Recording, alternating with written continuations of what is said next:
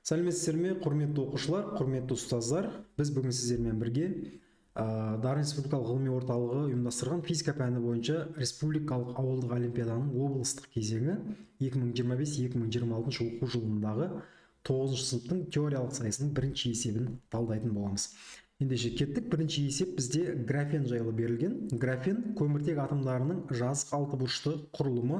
Мұндағы ең жақын атомдар арасындағы арақашықтық 2,46 көбейтілген 10⁻10 дәрежесі метр. Оң жақтағы суретті қараңыз дейді. Мына жақтағы суретті көрсеткен, және бұл бізде араның ұяшықтарына ұқсайтынын көріп тұрмыз. Көміртек атомының массасы бізде 12 массаны атомдық бірлігіне тең, ал бір массаны атомдық бірлігі бізде 1,166 көбейтілген 10⁻27 дәрежесі килограммға тең. Аудан бірлігіне графеннің массалық тығыздығы қандай деген сұрақты есепті шығаруымыз керек.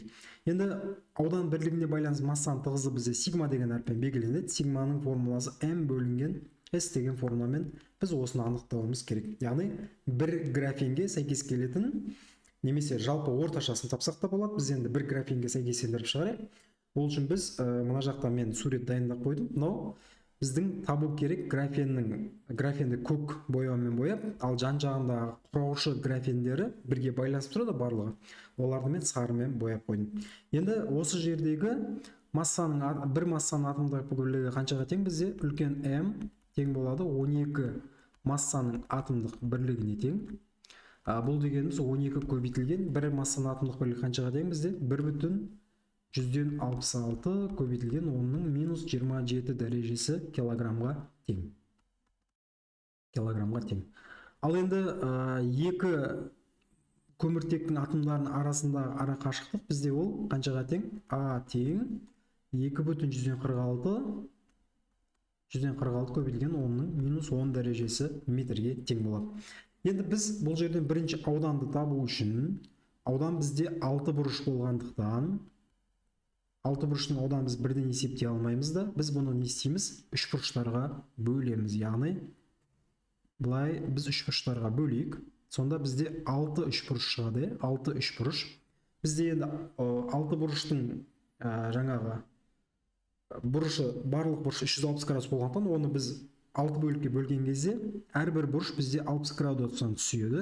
Сонда бізде мынандай бір 3 бұрышты қарастырсақ, бұл бізде 60 градус, мұнда екі қабырғасы тең, демек қалған екі бұрышы да 60 градустан болады да, бізде тең қабырғалы 3 бұрыш шығады.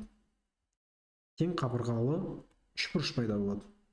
Енді тең қабырғалы 3 бұрыштың біз ауданын білеміз. Тең қабырғалы 3 бұрыштың ауданы ол түбірасты 3 бөлінген 4 көбейтілген а квадрат деген. А дегеніміз енді бізде оның қабырғасы біздегі а мен сәйкес келеді. Демек 6 бұрыш табу үшін біз не істейміз? 6 көбейтілген s тең қабырғалы 3 бұрышты көбейтеміз. Себебі 6 3 бұрыштан тұрғандықтан. Сонда 6-ны көбейтемін түбірасты 3 бөлінген 4 а квадрат дегенге. Мұнда қысқарады да 3 түбірасты 3 бөлінген 2 а квадрат деген біз ауданды тауып аламыз.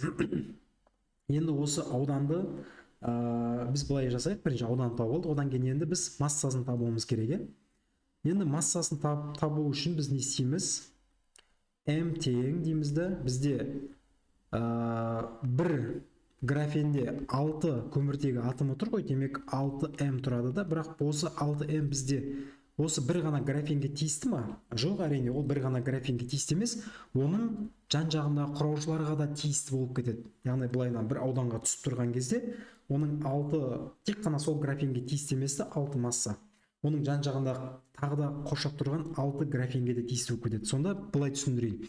Мысалы үшін бірінші массаны қарастырсақ, бірінші көміртегі атом қарастырсақ, осы көміртегі атомы бізде 3 графенге тиісті, яғни бірінші, мынау екінші және үшінші біздегі мынау осы үшеуіне тиісті. Сонда бір не бізде масса үшеуіне тиісті. Келесіде дәл солай, мынау екіншіде мынаған және мынаған тиісті болады.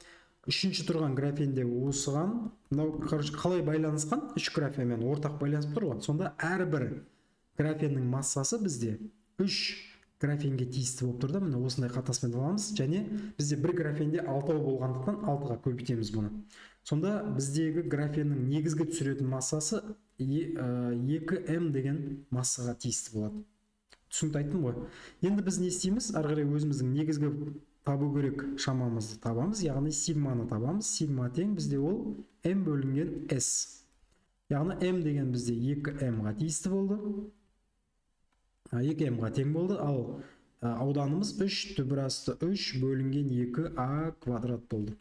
Так, мұнда енді 2 алымына көбейтіп жібереміз де, 4m бөлінген 3 түбір асты 3a квадрат деген формуламен анықтаймыз.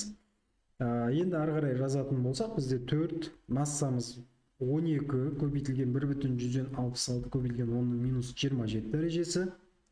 Бөлеміз 3, түбір асты 3-тен 1,173 шығады шамамен. А квадрат бізде 2,46 көбейтілген 10-ның минус 10 дәрежесінің квадраты. Енді ары қарай өрнектейік. Мен алымын көбейте салайын. Так, 4 көбейтем 12-ге, көбейтем 1,66-ға, 79,168 деген сан болады. Көбейтем 10-ның минус 27 дәрежесіне. Так, бөлемін 2,46-ны квадраттайын. Көбейтем оған 3-ті, көбейтем 1,73-ті. 31,4 көбейтілген 10-ның минус 20 дәрежесі болады. Сонда енді 78,168-ді мен бөлемін 31,4-ге. Сонда 2,151 шамамен көбейтілген 10-ның минус 7 дәрежесі килограмм бөлінген метр квадрат деген жауап шығады. Енді мен дұрыс жауап критериймен сәл басқаша шығару мүмкін, және де кішкене цифрлар өзгеше болуы мүмкін. Бірақ жалпы осы шығару әдісі оқушыларға оңайырақ әрі түсініктірек деп ойлаймын. Енді келесіде мен екінші сабағын және одан кейін екінші сұрағын, үшінші сұрағын, дәл солай төртінші сұрағын, одан кейін ары қарай 10-шы сынып, 11-шы сыныпта талдауға тырысамын. Келесі талдауларда көріскенше аман сау болыңыздар.